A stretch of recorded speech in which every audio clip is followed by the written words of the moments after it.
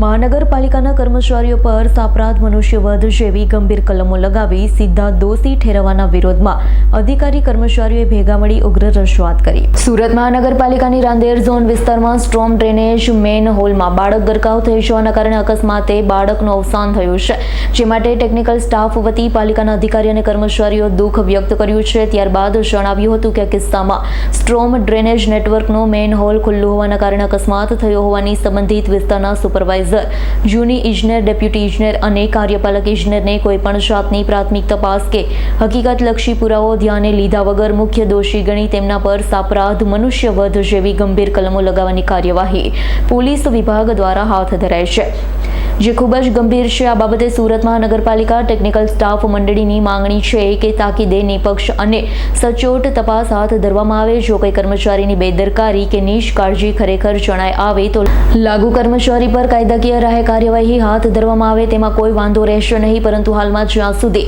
તપાસ કાર્ય પૂર્ણ ન થાય ત્યાં સુધી કોઈ કર્મચારી સામે ગુનો નોંધવા સહિત ગુનેગાર ગણી ધરપકડ સહિતની કોઈ પણ કાર્યવાહી ન કરવામાં આવે તેવી માંગણી કરી હતી।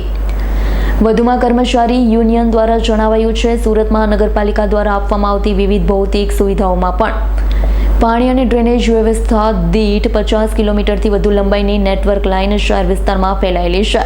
હજારોની સંખ્યામાં મેનહોલ ચેમ્બર, વાલ્વ ચેમ્બર વગેરે આવેલા છે। હાલ સ્ટાફની સંખ્યાની સામે જે તે વિસ્તારના જુનિયર અને આસિસ્ટન્ટ ઇજનેર તથા સુપરવાઇઝરના હદ વિસ્તારના ભાગે હજારોની સંખ્યામાં આવતી દરેક મેનહોલ ચેમ્બર, વાલ્વ ચેમ્બરો વગેરે દૈનિક ચકાસણી હકીકત શક્ય નથી।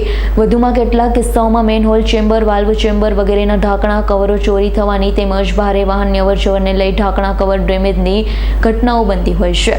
તમામ કારણોસર સંભવિત અકસ્માત થવાની ઘટના નકારી શકાય તેમ નથી। વધુમાં છેલ્લા કેટલાક વર્ષોથી સ્ટાફની અછત સામે વારંવાર રજૂઆત બાદ પણ નવા સ્ટાફની નિમણૂક બાબતે કોઈ પણ કાર્યવાહી હાથ ધરવામાં આવી ન હોય, જ્યારે ટેકનિકલ ડેકરમાં વર્ગ 1, 2 અને 3 મળી 27% વધુ સ્ટાફની ઘટ સામે હયાત અધિકારી કર્મચારીઓ ઉપર કામગીરીનો અસહ્ય ભારણ હોય, કામગીરીના બોજ તળે દબાયેલા હોય તેમ છતાં અધિકારી કર્મચારી સમયની પરવા કર્યા વગર પોતાની ફરજ બજાવી રહ્યા છે।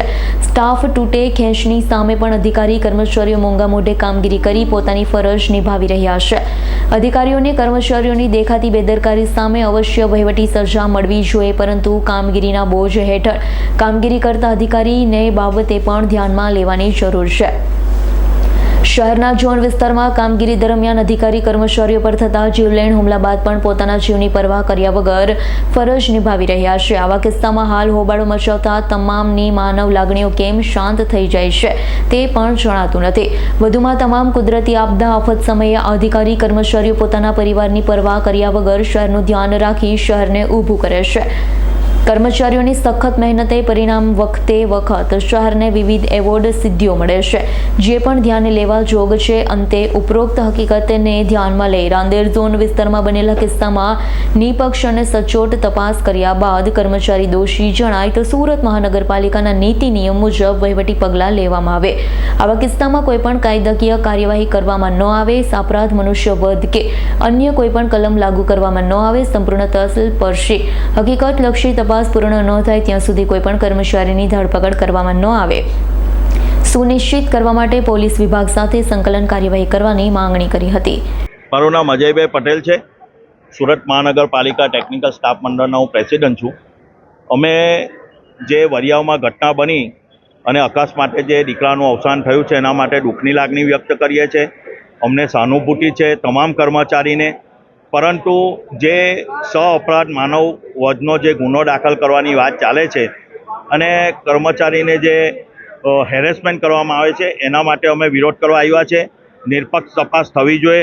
એ તપાસના અંતે જે કંઈક કોઈ કર્મચારી કસૂરવાર હશે અને એના પર એક્શન લેવામાં આવે તો અમને કોઈ જાતનો વાંધો નથી। મહાનગરપાલિકાના જે ગુનો દાખલ થયો છે તેનો વિરોધ છે। દીકરા માટે અમને લાગણી છે। મારો દીકરો હોય તો મને પણ આટલું જ દુઃખ થાય, આનાથી વધારે દુઃખ થાય। એટલે અમે દીકરાનો કોઈ વિરોધ નથી કરતા, એના મા બાપનો વિરોધ નથી કરતા, ફક્ત કલમ જે લગાવવામાં આવી છે એનો જ વિરોધ છે। જે અપરાધ માનવ વધની જે કલમ લગાવવામાં આવી છે એના માટે વિરોધ છે। નિષ્પક્ષ તપાસ થવી જોઈએ। ઢાંકણ હટવું ન હટવું, ચોરાઈ થઈ ગયું, શું થયું એની કોઈ હજુ તપાસ થઈ નથી। મેડમ એમના લેવલે તપાસ કરે છે। વિડીયોમાં દેખાતું હતું ઢાંકણું જે છે તે ગટરમાં જ પડ્યું હતું। એ બાબતનું હું અજાણ છું, એટલે એ બાબતમાં હું કંઈ આપને સાહેબ, કહીશ નહીં. તમે આજે વિરોધ કરવા આવ્યા છો અહીંયા, બરાબર?